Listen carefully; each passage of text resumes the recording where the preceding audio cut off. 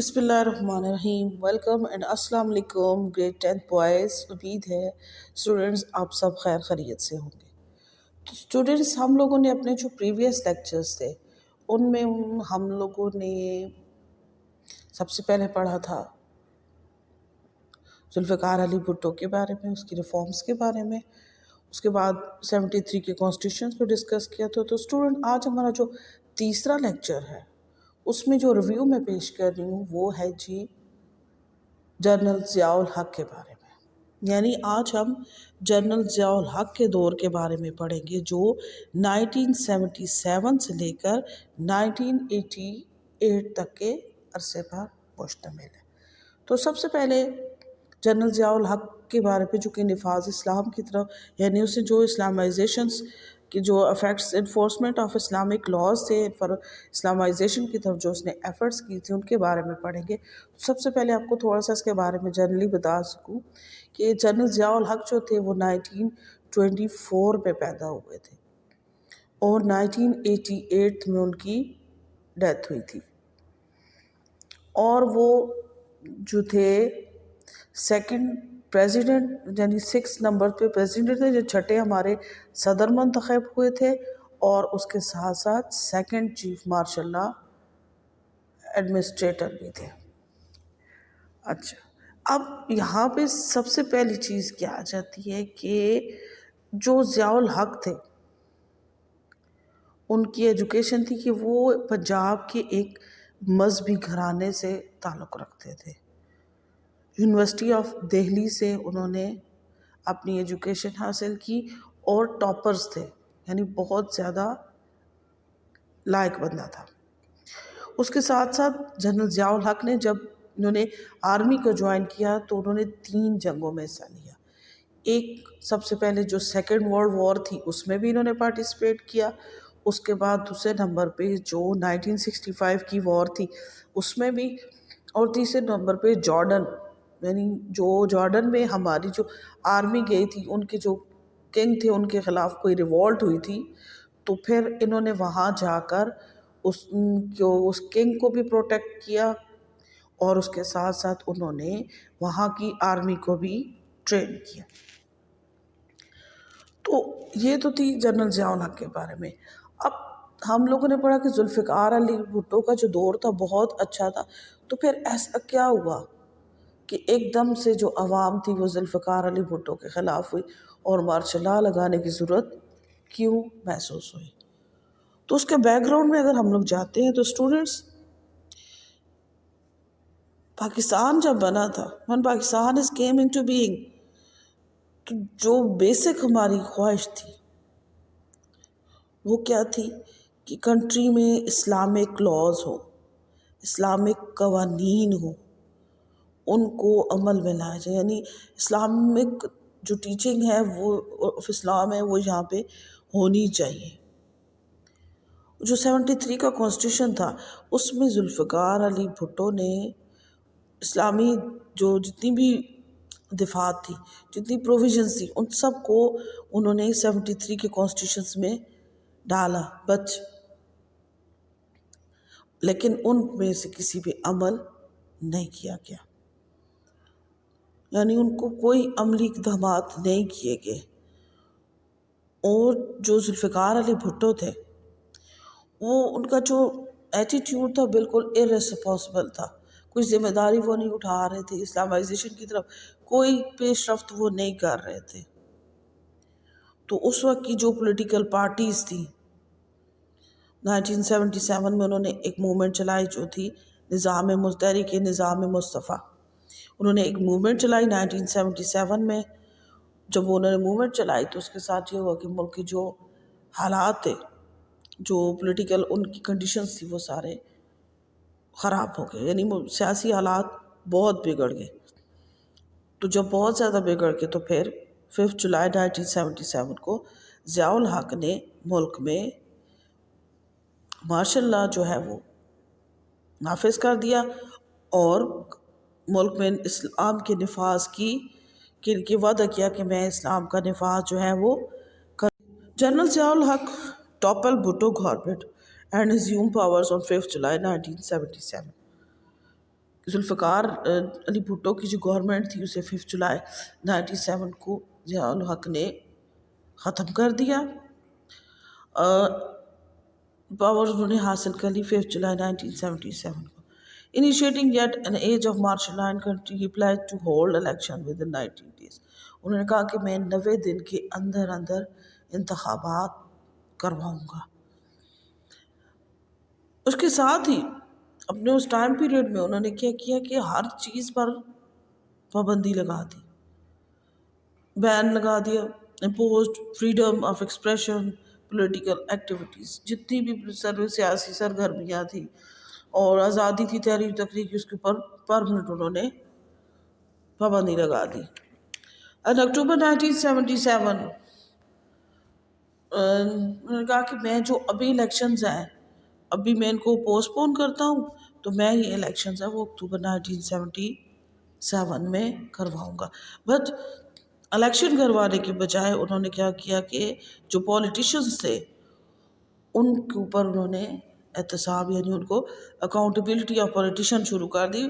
جو سیاستدان تھے ان کا احتساب کر دیا، اور اسی کے سلسلے میں انہوں نے کیا کیا، ذوالفقار علی بھٹو کو نواب محمد احمد خان کے قتل کے الزام میں سزائے موت کا حکم دے دیا. In July 1978 a civilian cabinet، کہ ایک جو سویلین کیبنٹ تھی جولائی 1978 کو، اس نے جو ہے اوتھ اٹھائی، حلف اٹھایا انہوں نے انڈر دا مارشل لا، یعنی مارشل لا کے زیر سایہ ایک جو سویلین کابینہ تھی اس نے حلف اٹھایا. اور کچھ جماعتیں ایسی تھیں، کچھ پارٹیز تھیں جنہوں نے مل کر جو ہے وہ کابینہ جو ہے وہ شامل کری، جیسے PNA جو ہے پاکستان جو ہے قومی موومنٹ جو تھی، اس نے کیا کہ ایک کابینہ بنا لی. اور اسی لیے پھر سپٹمبر 1978 میں جنرل ضیاء الحق نے جو ہے وہ انہوں نے سپٹمبر 78 جنرل ضیاء الحق ہیڈ ڈکلیئر ہمسیلف کہ پریزیڈنٹ آف پاکستان، اور خود سے پاکستان کے صدر بن گئے، یعنی انہیں صدارت کا عہدہ سنبھال لیا. وہ جو الیکشنز تھے وہ پوسٹ پون ہوتے رہے. جو لوکل گورنمنٹ آرڈیننس تھا، لوکل گورنمنٹس کروانے تھے 79 میں، وہ بھی پوسٹ پون ہو گئے. پھر انہوں نے کہا کہ میں 79 میں کرواؤں گا، پھر ان کو پوسٹ پون کر دیا. اور اینڈ آف 23 مارچ 1981 کو ملک میں ایک انٹرم گورنمنٹ بنائی گئی، اور اس نے جو انہوں نے اپنا LFO پیش کیا ضیاء الحق نے، اس نے 73 کی کانسٹیٹیوشن کی جگہ لے لی. 19 دسمبر 1984 صدر ضیاء الحق نے اپنے ایک ریفرینڈم پیش کیا، پریزیڈنشل ریفرینڈم پیش کیا. Presidential referendum held on December 19, 1984. Zia ul Haq won the referendum by an overwhelming majority of the court، کہ اس نے بھاری اکثریت کے ساتھ جو تھا وہ اس میں کامیابی حاصل کر لی. انہوں نے کہا تھا کہ ضیاء الحق نے ہر بیس پہ یہ کہا کہ میں اسلامائزیشن کی طرف پہ کوشش کر رہا ہوں، تو پھر اس کو بیس بنا کر اس نے ہر جگہ پہ کامیابی حاصل کر لی. Non party base elections were held on the National Assembly and the Provincial Assemblies on Feb 25 and Feb 28, 1985. اور رسپیکٹولی کہتے ہیں جو الیکشن پھر انہوں نے 18 کروائے، اس میں 25 فیب کو 1985 کو نیشنل اسمبلی کے، 28 فیب کو صوبائی اسمبلی کی جو پروونشل اسمبلی کے الیکشنز ہوئے، اور ایٹ لاسٹ 20 مارچ 1985 کو Muhammad Khan Junejo became prime minister of the country, وہ پاکستان کے وزیر اعظم منتخب ہوئے. اینڈ آن دسمبر 30, 1985، اس کے ساتھ ہی دسمبر 1985 Zia ul-Haq proclaim the end of martial law in the country, اور اس کے ساتھ ہی صدر ضیاء الحق نے 30 دسمبر 1985 کو ملک سے مارشل لا کے خاتمے کا اعلان کر دیا. ٹھیک ہو گیا. اب اس کے ساتھ ہی ہم لوگ پڑھیں گے کہ ضیاء الحق کی جو انہوں نے اسلامائزیشن کی طرف کیا کیا انہوں نے پیش رفت کی. کہ صدر ضیاء الحق کے بارے میں یہ ہے کہ انہوں نے نفاذ اسلام کی طرف کیا کیا کوششیں تو جنرل ضیاء الحق نے جو ایفرٹس کی انفورسمنٹ آف اسلامک لا کے بارے میں، اس کے بارے میں آج ہم ڈیٹیل سے پڑھیں گے. تو فرسٹ آف آل تھا کہ جنرل ضیاء الحق نے جو ہے زکوٰۃ اینڈ عشر آرڈیننس، زکوٰۃ اور عشر آرڈیننس جو تھا انہوں نے جاری کیا. اور انہوں نے زکوٰۃ جو بنائی گئی کیونکہ on June 20, 1980 ضیاء promulgated زکوٰۃ اینڈ عشر and authorized government to deduct from all bank deposit زکوٰۃ at the rate of 2.5.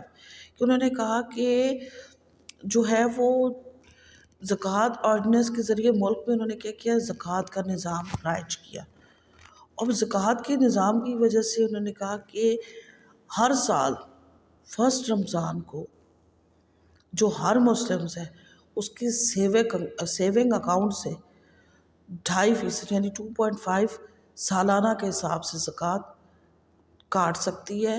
اور اس کے لیے انہوں نے مختلف جو ہے وہ کمیٹیز بھی بنائے. کہ پہلے اس طرح سے تھا کہ جو زکوٰۃ تھی وہ جیسے میں نے دے دی، آپ نے دے دی، کسی نے دے دی، جس طرح وہ دیتے تھے کہ جو ہے وہ کاٹ کاٹ کے لوگوں کو ملتی تھی. جو کوئی 200 دیتا ہے، کوئی 500 دیتا ہے، کوئی 700 دیتا ہے، اس طرح سے. اور جو اس طرح سے جو بھی رقم ہوتی ہے اس سے بچے کوئی سیونگ وغیرہ نہیں ہوتی ہے. تو پھر کیا ہوا کہ جنرل ضیاء الحق نے کیا کیا، انہوں نے کہا کہ جو آپ علیحدہ علیحدہ دیتے ہیں کسی کو، اس سے پھر جو کاٹ ٹوٹ کے جو آپ پیسے دیتے ہیں اس سے کسی کا کچھ نہیں بنتا. تو کیوں نہ ایک دفعہ سب جتنے بھی مسلمانوں کا سیونگ اکاؤنٹ ہے اس میں سے 2.5% سالانہ کے حساب سے زکوٰۃ کاٹ لی جائے گی. اور ہر ماہ جو انہوں نے ایسی کمیٹیاں بنائی گی کہ جو ہے کہ ہر ماہ جو ہے وہ مستحقین جو ہے انہیں اس میں سے اماؤنٹ ملتا رہے گا، یعنی اکٹھا ان کو پیسہ ملتا رہے گا. اچھا، اس کے ساتھ سیکنڈ پہ کہتے ہیں کہ انہوں نے بنائی جی زکوٰۃ فاؤنڈیشن. زکوٰۃ فاؤنڈیشن جو تھی فیب 1982 کو تھی. The federal government established the National Zakat Foundation. The objective behind the creation of this institution was the training of these zakat, so their depend on zakat. اس میں یہ تھا کہ ڈپینڈ کرتے تھے وہ لوگ، جو لوگ تھے وہ صرف زکوٰۃ پہ، کچھ غریب تھے جو زکوٰۃ پہ ہی صرف ڈپینڈ کرتے تھے. تو اس کو بنانے کا مقصد یہ تھا کہ جو میں نے آپ کو پہلے بتایا کہ جو 2.5 کے حساب سے 2.5% سالانہ کے حساب سے جو پیسے کاٹے جائیں گے، وہ پھر یہ ہوگا کہ جو زکوٰۃ فاؤنڈیشن بنائی جائے گی وہ کیا کرے گی کہ ماہانہ بیسس پہ وہ ان لوگوں کو یا 3 مہینے کے بعد ان لوگوں کو جو غریب لوگ ہیں انہیں دی جائے گی. اور اچھا، تو زکوٰۃ فاؤنڈیشن کے بارے میں آپ کو بتا رہی تھی کہ زکوٰۃ فاؤنڈیشن جو تھی وہ یہ تھی کہ اس کا بیسس مقصد یہ تھا کہ غریب جو لوگ ہیں انہیں اکٹھا پیسہ مل جائے تاکہ وہ کوئی نہ کوئی اپنا جو ہے وہ راشن وغیرہ اکٹھا لا کے اپنے گھر کو چلا سکے. ٹھیک ہے، نیکسٹ جو چیز تھی وہ تھی جی وفاقی شرعی عدالت، یعنی فیڈرل جو شریعت کوڈ تھی. فیڈرل شریعت کوڈ جو تھی وہ 1980 میں بنی. لیٹر آن 1982 سے دا پروسیس آف کہ اسلامک وے کو enforcement of Islamic way of life تھا. تو جو 73 کا کانسٹیٹیوشن تھا اس میں امینڈمنٹ کر کے اس کو انٹروڈیوس کروایا گیا. تو جو فیڈرل شریعت کوڈ تھی اس میں نمبر آف ججز جو تھے وہ تھے ایچ شرعی bench consisting of 3 judges, and like the Supreme Court of Pakistan was to have an appellate شریعت bench consisting of 3 judges. اب جو فیڈرل شریعت کوڈ تھی اس کی پاور کیا تھی کہ فیڈرل شریعت code had due powers and could annul any law. کوئی بھی قانون ہے that is deemed un-Islamic جو کہ غیر قانونی ہے، جو اسلامی تقاضوں کے خلاف ہوگا اس کو اسی وقت جو ہے وہ اس کو ختم کر دیا جائے گا. نیکسٹ اپیل کے، اور اس کے بارے میں یہ تھا کہ جو تھی وہ اتنی پاورفل تھی، جو اختیار اس کا کیا تھا کہ وہ بجات طور پر اختیارات وہ انتظامیہ میں سے کسی بھی قانون کو جو اسلامی حوالے سے درست نہ ہو اسے ختم کر سکتا تھا. اور اس کے بعد سب سے بڑی بات یہ تھی کہ جو شریعت بینچ جتنے بھی تھے ان کا جو بھی فیصلہ تھا وہ صدر سمیت انکلوڈنگ پریزیڈنٹ ہر کسی کے لیے ماننا بہت زیادہ لازمی تھا. صرف گورنمنٹ ایک ایسی تھی کہ جو وہ فیصلے کر رہے تھے ان کے اوپر اپیل کر سکتی تھی. لیکن یہ تھا کہ صدر جو تھے، حالانکہ ہم لوگوں نے صدر کے اختیارات پڑھے ہو، تو صدر جو ہے وہ کسی بھی عدالت میں سزاؤں کو روک سکتا ہے، ان میں کمی بیشی کروا سکتا ہے. لیکن فیڈرل شریعت کورٹ وہ کورٹ تھی جس کے اختیارات کو ماننا صدر کے لیے بھی لازمی پاس آ جاتا ہے بلاسفمی ایکٹس، یعنی جو خلفائے راشدین، اہل بیت اور صحابہ کرام صلی اللہ علیہ وسلم کی شان میں گستاخی کی سزا. تو اس میں نے کہا کہ آرٹیکل 298 آف دا کانسٹیٹیوشن، کہ جو آرٹیکل جو ہے وہ آئین کی دفعہ 298 کانسٹیٹیوشن ون امینڈمنٹ کی اس میں ترمیم کی to the effects that any one found guilty, اگر کوئی بھی شخص جو ہے وہ گستاخی کرے گا کس کی، رائٹ اسکیلف، یعنی جو آپ کے پاس 4 اسکیلفس تھے، the family of the prophet, نبی صلی اللہ علیہ وسلم کی فیملی، and the companions of the prophets could get up to 3 years and reaches imprisonment of fine or both، کہ جو بھی ان کی شان میں گستاخی کرے گا، خلفائے راشدین ہے، اہل بیت اور صحابہ کرام کی شان میں جو بھی گستاخی کرے گا اس کو 3 سال قید با مشقت یا فائن کیا جائے گا، یا پھر وہ دونوں سزائیں بھی اسے دی جا سکتی ہیں. نیکسٹ آ جاتے ہیں جی کہ Pakistan studies and Islamiyat introduced as compulsory subject. The federal government made the instructions then both Islamiyat and Pakistan study will be taught، کہ دونوں کو پڑھایا جائے گا ڈگری لیول تک. جو آل ایجوکیشن انسٹیٹیوٹ ہے ان میں ڈگری لیول تک اسلامیات اور مطالعہ پاکستان کو لازمی پڑھایا جائے گا، اور جو نان مسلمز ہیں وہ ایتھکس ان پلیس آف اسلامیات، یعنی اسلامیات کی جگہ پر وہ ایتھکس کو، اخلاقیات کے مضمون کو پڑھ سکتے ہیں. اور ان کا بیسک کیا مقصد تھا کہ دیکھیں اسلامیات اور مطالعہ پاکستان کو پڑھانے کا مقصد یہ تھا کہ آپ لوگ اپنی تاریخ کے بارے میں جان سکیں، کتنی ہم لوگ کس طرح سے تھے، پھر ہمارے ساتھ کیا مسہیپ ہوا کہ ہم لوگ سے گورنمنٹ چھین گئی، پھر اس کے بعد یہ کہ ہم نے کتنی زیادہ کوششیں کی اور پاکستان کو حاصل کیا. اور اسلامیات کی تعلیمات کو اسی لیے کہ آپ جان سکیں اسلامیات میں کہ نبی صلی اللہ علیہ وسلم کے بارے، جو خلفائے راشدین، نبی صلی اللہ علیہ وسلم، ہماری پورے جتنے بھی ہیں کہ ہم اپنے اسلام کے بارے میں جان سکیں، ان سے آگاہی حاصل ہو. اس لیے میں نے کہا کہ جو گریجویشن لیول تک BA BSc تک اسلامیات اور مطالعہ پاکستان کی جو تعلیم تھی اسے لازمی قرار دیا گیا. نیکسٹ تھا احترام رمضان آرڈیننس، انہوں نے جاری کیا ضیاء الحق نے 1981 میں. اب انہوں نے کہا کہ جو ہے وہ آل پرسکرائبڈ، انہوں نے پابندی لگائی smoking, eating and drinking by all Muslims in public place, کہ کسی بھی پبلک پلیس پہ کوئی شخص جو ہے وہ رمضان میں نہ تو وہ سر عام تمباکو نوشی کر سکتا ہے، کھانے پینے سے جو ہے وہ اس کو باز رکھا جائے. اگر وہ وائلیٹنگ آف دیز لاز، اگر وہ ان چیزوں کو نہیں مانے گا تو پھر کیا ہوگا کہ اسے 3 ماہ قید یا جرمانہ یا پھر دونوں سزائیں اسے دی جا سکتی ہیں. اور اس کے ساتھ ساتھ 1984 میں انہوں نے اسٹیبلش آف صلاۃ کمیٹی، انہوں نے صلاۃ کمیٹی جو تھی وہ نظام صلاۃ کے قیام کے سلسلے میں بھی انہوں نے ایک صلاۃ کمیٹی بنائی. اس کا مقصد کیا تھا کہ سرکاری اداروں میں جو ہے ظہر کی نماز باجماعت ادا کرنے کا حکم دیا گیا، اور ناظمین، اور اس کے ساتھ ساتھ جو انہوں نے وہ کمیٹی بنائی تھی صلاۃ کمیٹی، اس میں ناظمین بھی مقرر کیے تھے تاکہ وہ جو ہے ان کو چیک کر سکے کہ کیا واقعی جو ہم لوگ کام کر رہے ہیں اس پہ عمل بھی ہو رہا ہے کہ نہیں ہو رہا. اوکے، تو نیکسٹ ون از وفاقی محتسب. Accountability is an important aspect of Islamic society. کہ جو احتساب ہے وہ اسلامی معاشرے کا ایک اہم حصہ ہے. Its purpose is to ensure the rule of law.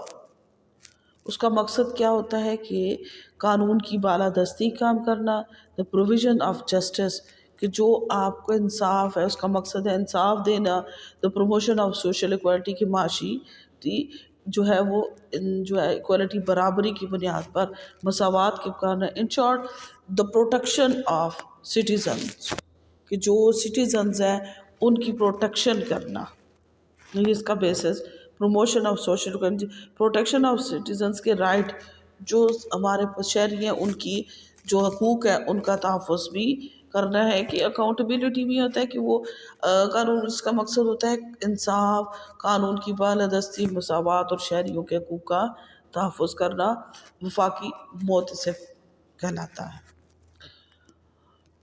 وفاقی محتسب جو ہے وہ جون 1981 میں ضیاء الحق نے اسٹیبلش کی تھی۔ تو جو وفاقی آپ کے پاس محتسب ہے، یعنی جو آپ کا محتسب ہے جو ہے وہ وفاقی محتسب جو ہے وہ ایک نان پولیٹیکل اور نان پیٹرنزم، یعنی یہ کوئی ایک غیر سیاسی ادارہ ہے، یعنی یہ کسی ایک کا نہیں ہے، اور اس کا جو ٹینیور ہے یعنی اس کا جو ٹائم ہے یہ 4 سال کے لیے اس کا کام جو ہے وہ منتخب ہے، اور یہ غیر سیاسی، غیر جانبدار ہے، اور وہ کسی بھی فریق کا حامی نہیں ہے بلکہ قانون و انصاف اور فیصلے کرنا چاہتا ہے، اور یہ جو ہے اس کی جو میعاد ہے وہ 4 ایئرز ہے۔ اچھا، اب اس کے بعد کہتے ہیں کہ anyone who feels aggrieved by any government official or any government department seek justice by complaining, writing on plain paper and sending it via ordinance وفاقی موسم against the concerned authority۔ اب کہتے ہیں اگر کوئی شہری کسی سرکاری محکمے یا کسی افسر یا کسی کے حکم یا کارروائی کے سبب متاثر ہوا ہو، یعنی کسی کے ساتھ زیادتی کی گئی ہے، تو وہ کیا کرے، اپنے پلین پیپر پر اپنی شکایت لکھ کر وفاقی محتسب کو پوسٹ کر دے، تو پھر ایسے عناصر کے خلاف جو وفاقی محتسب ہے وہ خود کارروائی۔ اچھا، نیکسٹ ہے مجلس شورا، یعنی مجلس شورا کو جو اسٹیبلشمنٹ آف مجلس شورا تھا اس کا قیام تھا، for the progress of better links, کہ جو بڑھانا ہے ہم نے بیٹر لنکس، جو اب ان دونوں کے درمیان رابطہ پیدا کرنا ہے، between the government and the masses, یعنی ہم نے حکومت اور عوام کے درمیان جو رابطہ پیدا کرنا ہے، اس کے لیے انہوں نے کیا کہ دسمبر 1981 میں ضیاء نے اناؤنس کیا کہ میں ایک بنا رہا ہوں، ایک مجلس سے بنا رہا ہوں جسے مجلس شورا کا نام دیا گیا۔ کہتے ہیں کہ مجلس شورا جو ہے وہ اس کا مقصد کیا ہے کہ حکومت اور عوام کے درمیان جو رابطہ ہے وہ بہتر طریقے سے کیا جا سکے۔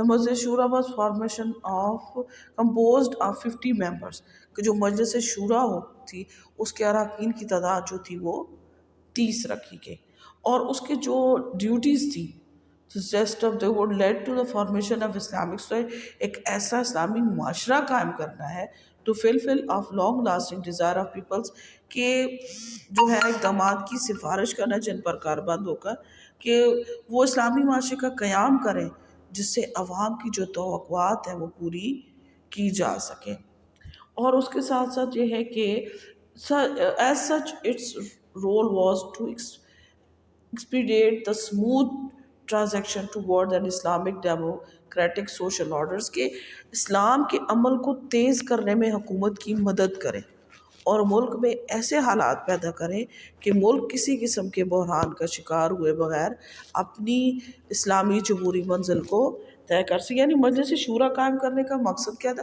جو 50 ارکان جو تھے ان پر مشتمل تھی کہ ہم لوگ جو تھے وہ اسلامی معاشرے کے قیام کے بارے میں جو عوام کی توقعات تھی کہ پاکستان بنے گا تو ایسا اسلامی معاشرہ ہوگا، یہ ہوگا وہ ہوگا، کہ جو ان کی توقعات تھی وہ پوری کی جا سکیں، اور نفاذ اسلام کا جو عمل ہے وہ پورا تیز کیا جائے، اور ملک میں ایسے حالات ہوں کہ کسی بحران کے بغیر اپنے اسلامی جمہوری منزل کو طے کر سکیں۔ نیکسٹ بلا سود بینکاری، انٹرسٹ فری بینکنگ، جو اقتصادی نظام کو سود کی لعنت سے with the objective of freeing the economic system curse of یوجری یعنی سود کی لعنت سے پاک کرنے کے لیے زیاد ٹک سرٹن سٹیپس، انہوں نے کچھ اقدامات میں to reducing of interest free banking in all the banks, انہوں نے کہا کہ تمام بینکوں میں بلا سود بینک کاری کا نظام متعارف کرایا گیا۔ تو اسٹوڈنٹس یہ تو تھی آج ہم لوگوں نے پڑھی جو ایفرٹس تھی اسلامائزیشن کی طرف، یعنی ضیاء الحق کے دور میں جو نظام نفاذ اسلام کی طرف کوششیں ہوں تھی، وہ بڑی امید ہے آپ کو اس کی سمجھ آ گئی ہوگی۔ اوکے اسٹوڈنٹس، اللہ حافظ۔ اسیسمنٹ کو لازمی سالو کرنا ہے، اور جو کویسچن دیے ہوئے ہیں اینڈ میں شارٹ اور لانگ، انہیں آپ نے اپنی اسائنمنٹ پہ نیٹ فارم میں لکھنا ہے اور منڈے کو مجھے سبمٹ کروانا ہے۔ اپنا خیال رکھیے گا۔ اوکے اسٹوڈنٹس، اللہ حافظ۔